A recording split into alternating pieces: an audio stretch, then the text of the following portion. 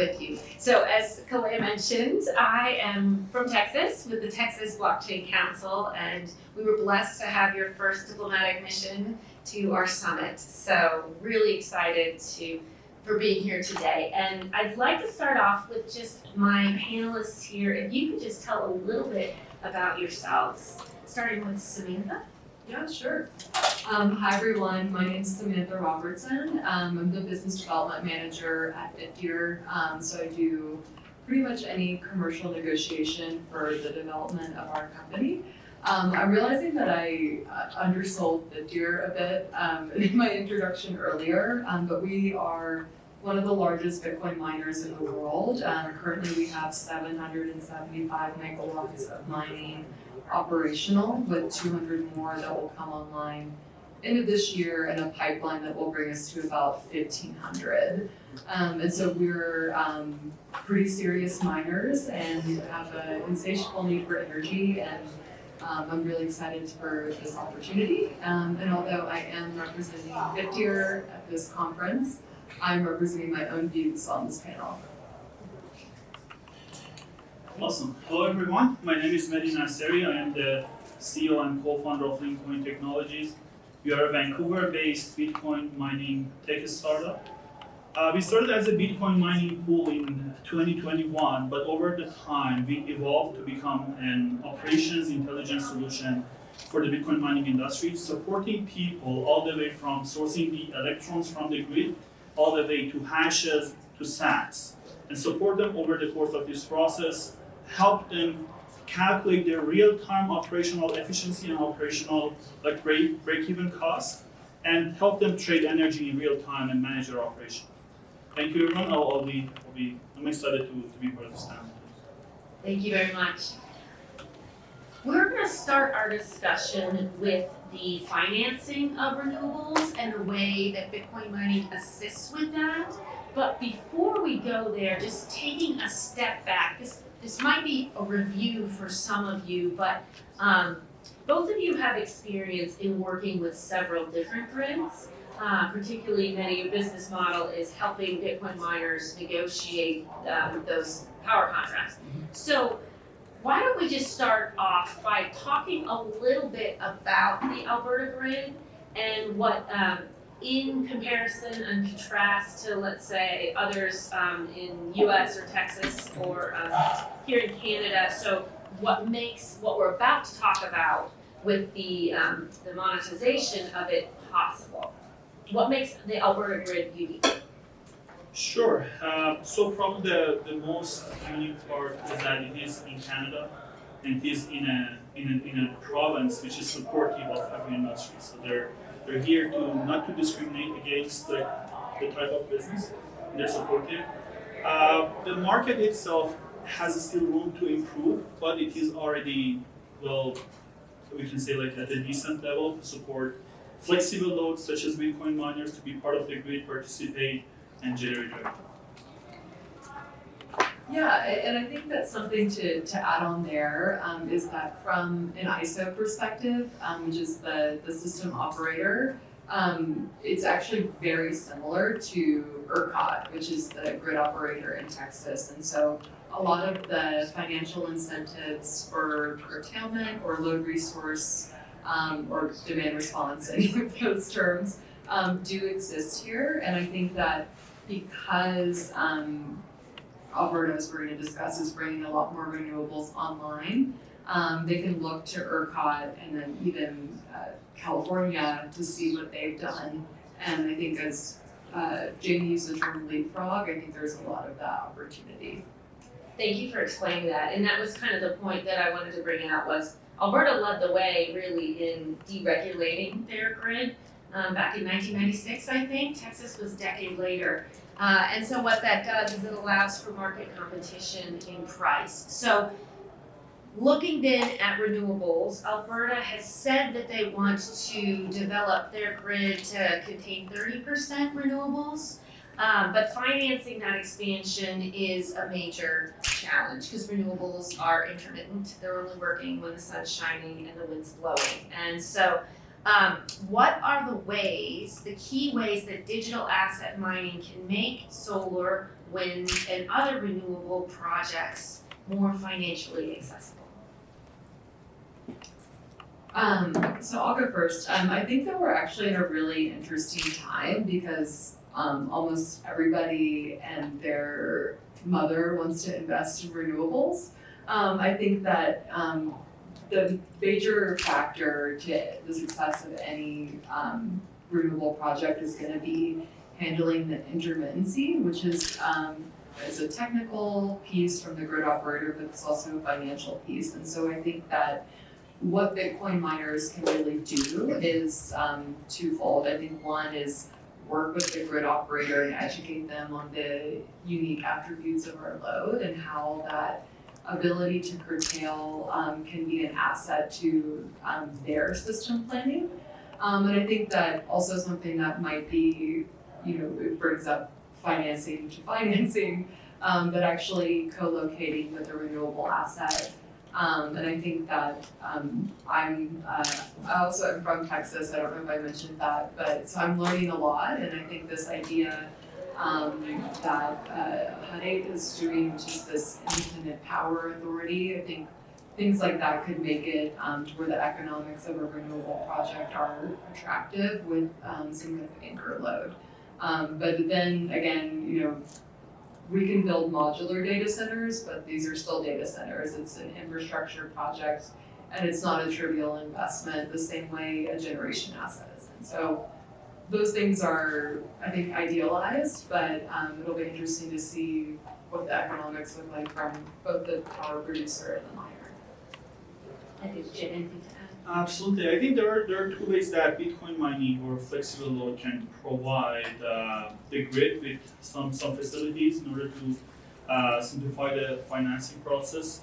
Number one is supporting renewable energy assets by being the buyer of first resort or the last resort. So depending on the market conditions, these guys can guarantee that the produced power has someone to buy it. And that is a huge issue in grids that rely too much on renewable energy because they end up having negative prices, which is technically hitting any of these energy producers. In Alberta, we don't have it yet. Negative prices. Yeah, like Where most it of the costs prices. more to make it than you can recuperate. Exactly. So they're mostly positive. Let's say today, the capacity-wise, the market already has over 30% of renewable. However, practically, let's say it doesn't go like over 15-20%. So, but as they invest more, as new players come to market, that could happen. And some of the grids that did it, like ERCOT or California, they have a big issue. Renewable assets are a risk to the grid. They're causing problems, especially like during the day when there is too much solar or wind. They generate more than the demand. Well, the idea is that we should build more batteries to solve this issue, but how much batteries? And how much money should you invest in batteries in order to absorb that amount of like overgeneration? So that is a challenge. And I think flexible load is the answer to this risk. So having the flexible load can help reduce the risk and reduce the cost of the risk. One of the main issues that could affect the reliability of a grid is that when you have too much renewables, your backup assets, which are technically called peaker plants, they cannot remain operational, and they're going to be losing money. So that's going to add a lot of trouble, a lot of expense on hand of like the grid operator. So flexible demand is the solution to unpredictable generation. That's actually something we've seen in Texas. So obviously we have a lot of wind and a lot of solar in Texas, and so we have what's called the duck curve, right? And so there's times when there's way too much, more than we could buy, and because of the problems with transmission, you can't really get it where you need it to go. And then there's times when there's not enough, and so the prices spike. And so, as you're saying, Bitcoin miners, as the buyers of last resort, come in like a sponge, right? And they soak up that wasted energy. And you also bring up an interesting point that I have often heard people push back against Bitcoin mining and the use of the wasted energy for Bitcoin mining, and they said, well, you should just put it in a battery, right? And so let's press in a little bit to what you said about how, we were talking about this earlier too, right? So why is it that batteries are not the answer, or they're not the full answer, and how is it that there's a synergy with Bitcoin mining that together they can more help solve that problem and monetize some of this wasted energy and make renewables have a better return on investment?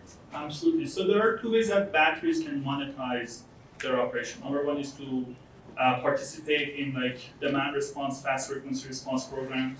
The second one is to actually do energy arbitrage. Because of the existing technology that we're using for larger scale batteries, the energy arbitrage is not that of a feasible way to monetize batteries. So the battery operators end up providing more ancillary services and like frequency response.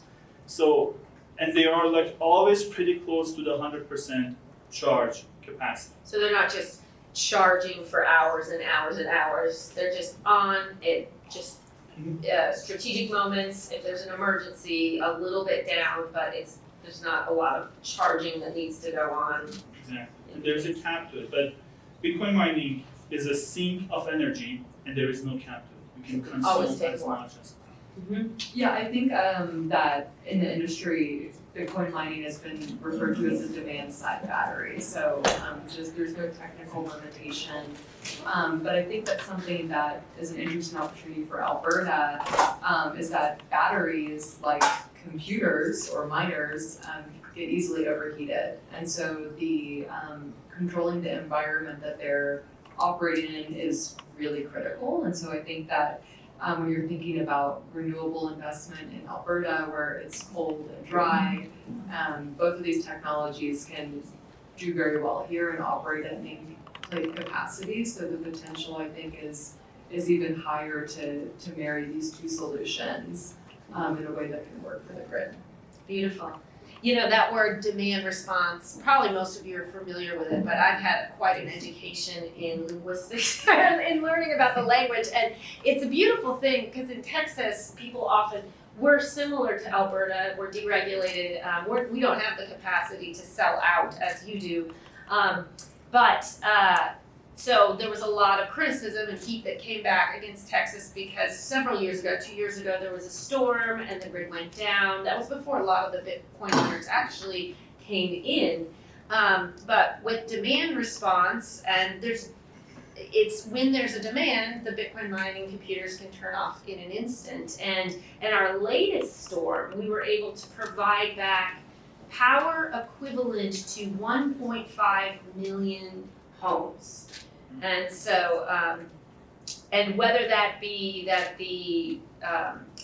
for Texas, the Electric Reliability Council themselves or the Alberta grid is paying for some of those loads to be on standby, to do whatever they're asked in times of emergency, similar to what a peaker plant might do, or whether it's just because the economics of it, the price has gone up so much, it's not worth it to stay on, or you have a hedged power contract, sell it back. That it offsets some of that. So tell me, I know in Texas, companies like Blockstream, Jeffrey's Block, CleanSpark are targeting renewable mining. Is that something that's going on here in Alberta at the same amount, or what is happening in that space? Do you know? I think I can speak more to Texas probably, but then I also think that again, because the government here is so open, I think that there's a lot of ways that we can just take these lessons and implement them a little bit easier. I think that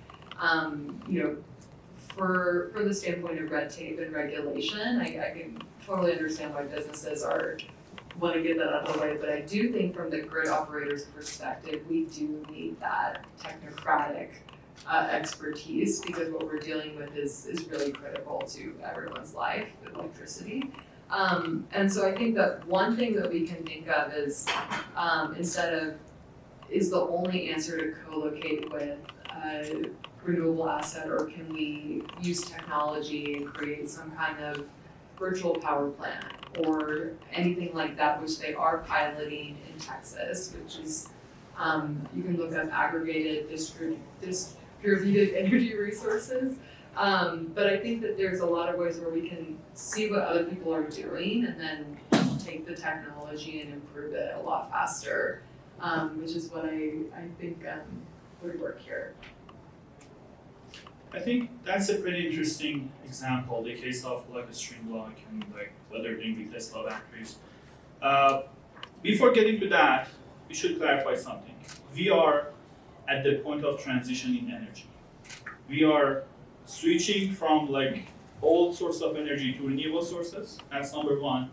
And at the same time, unfortunately, we are electrifying everything, like electric vehicles, heating. So this transition is something that we have never done, and we should not expect to use the same solution for renewable. So potentially, with like these new settings, one of the biggest ideas is like distributing generations to microgrids, have them at different locations, not to have like pretty large generation assets centralized.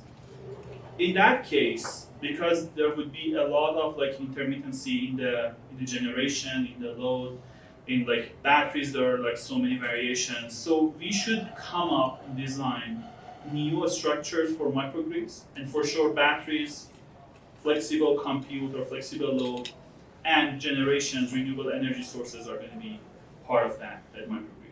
I guess for sure, like everywhere in the world, that's going to be a case. Texas is leading, Alberta should be there. So what I'm hearing you say is that the Bitcoin miners are able to go and support more and more microgrids, which is very much at the heart of Bitcoin anyway, decentralization, right?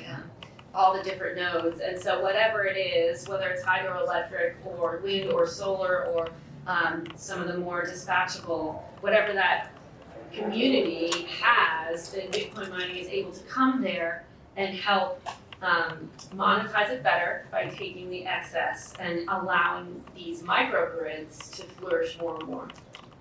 Yeah, just to add to that and to put it into perspective, the opportunity is that when people model microgrids and they think about demand response, they're thinking about smart appliances. So how can we increase the efficiency, and that can be curtailment of the maximum load. And so while that is interesting, it doesn't scale. So if you put a container full of computers, that's 1.5 megawatts potentially. And so I think that there's probably a lot of education, but I really appreciate what Medi said, which is that we can't just say, oh, we'll just build more transmission, or we'll just do X, Y, Z, and we'll just never use natural gas again, because this is a novel moment in history. And so we have to find ways that are novel as well to meet the moment.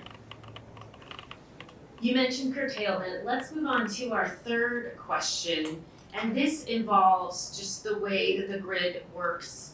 Flexible power consumption is one of the important benefits of mining to renewable energy.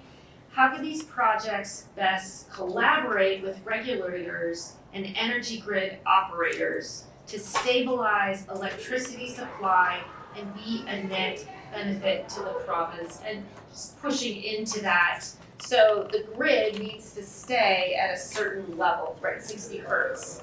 And so we saw, actually I read a story recently, I think it was in Finland or somewhere like that. They have these pristine new nuclear plants that they're having to shut off because they have so much wind power that it's, when it's windy, that it's putting all this power onto the grid, and the grid has to stay stable. So unfortunately, they're having to turn off their nuclear plants, which is not very good for your nuclear plants.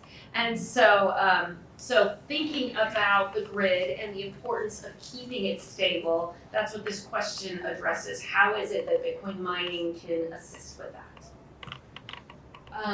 Well, I think what I really appreciated about meeting with Premier Smith is every time somebody said, oh, can we get this?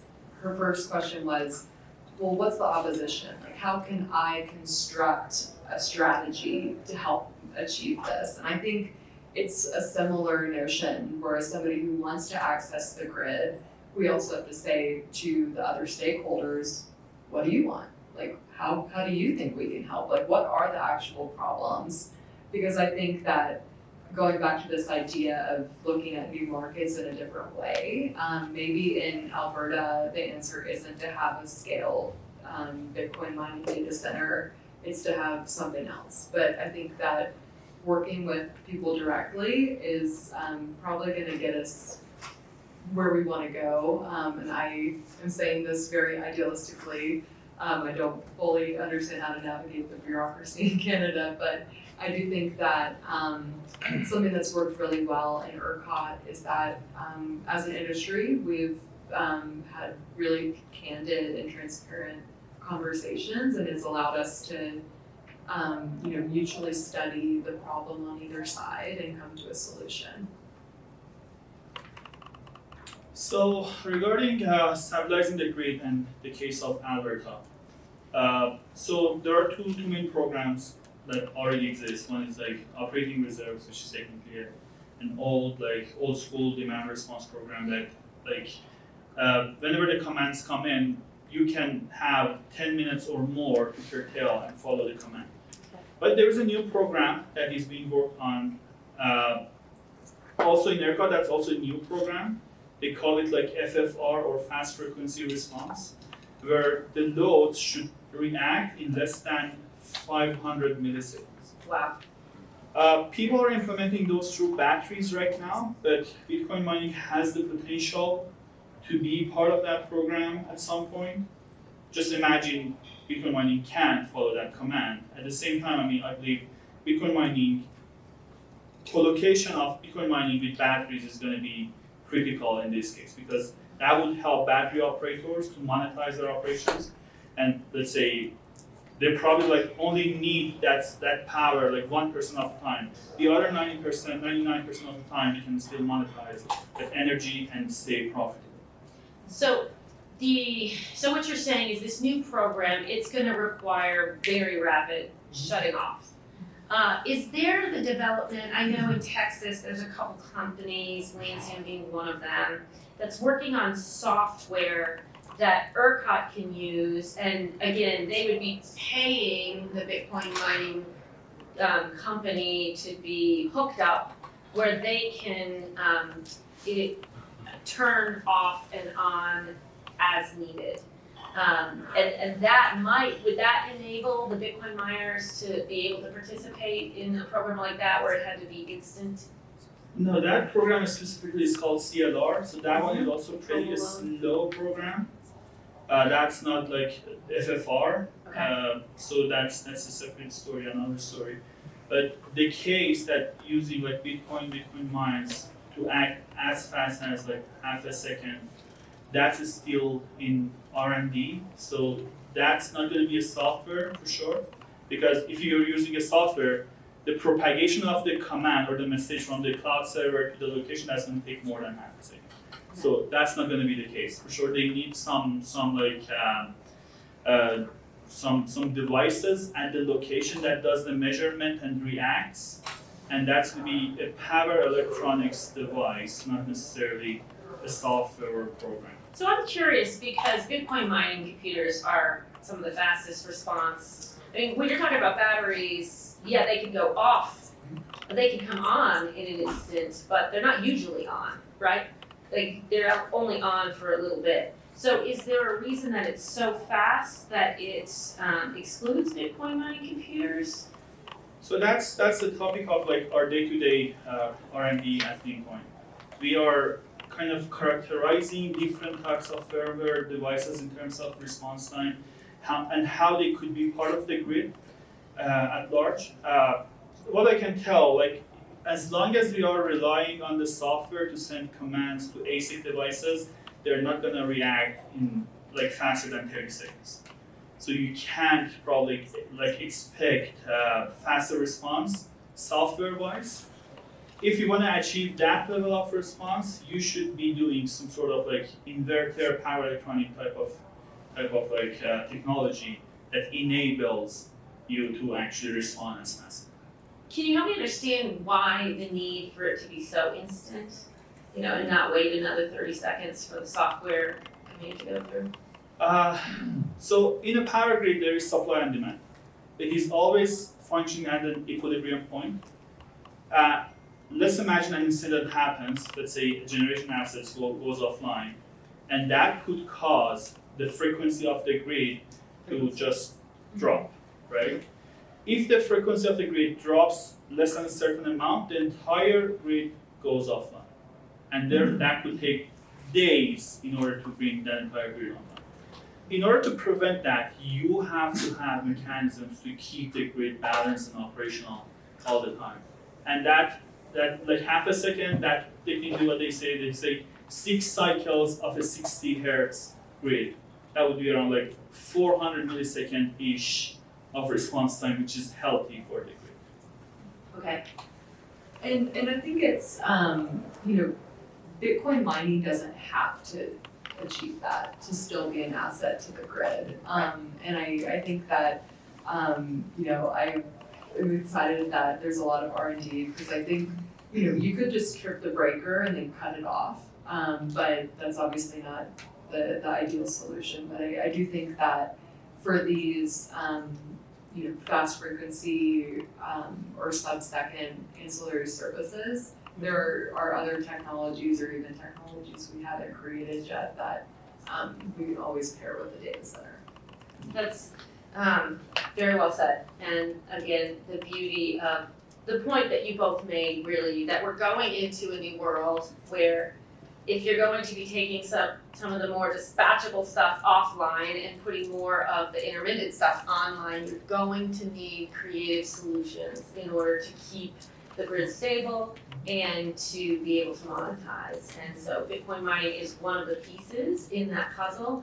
And there's so much room, especially when you have a premier like you do who's open to hearing solutions, to looking at the ways that Bitcoin mining can fill those gaps. Claire, we're done? Yes.